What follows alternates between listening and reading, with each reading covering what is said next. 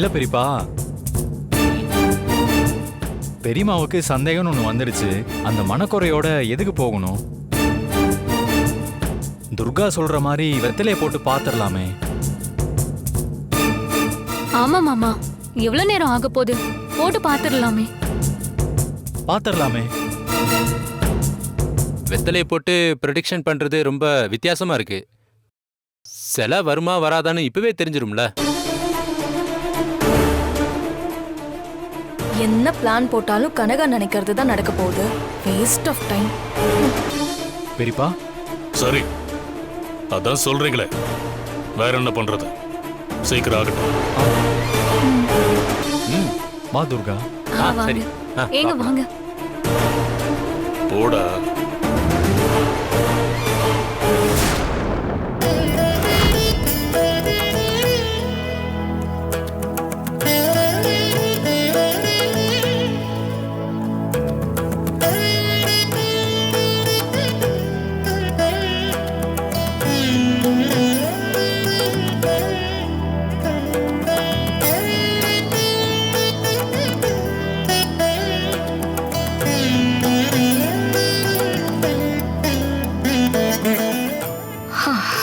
இப்ப நாம கண்ணை மூடி சாமி கும்பிட்டுட்டு கையில இருக்கிற வெத்தலையே கீழே விடணும்.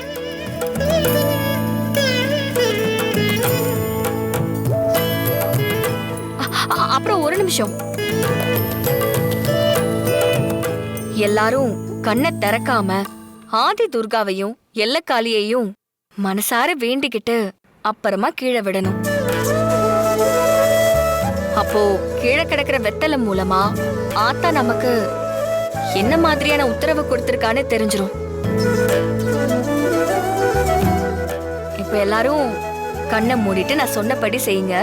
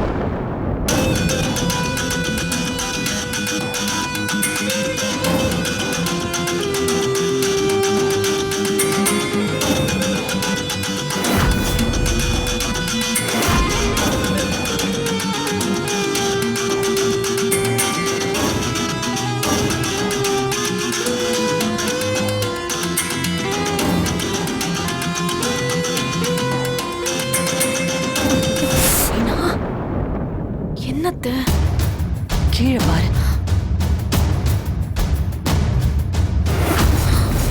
ஐயோ, என்ன பண்ணணும் இப்போ? வெத்தலைய புரட்டி போடு.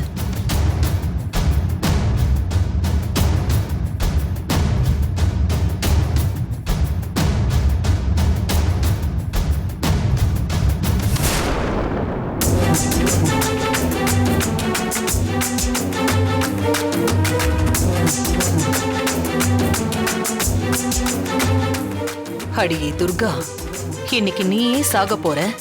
இப்ப நீ நினைக்கிறது நடக்க போறது இல்ல. அதோட உனக்கு கெட்ட நேரமும் இங்க இருந்தே ஆரம்பிக்க போகுது.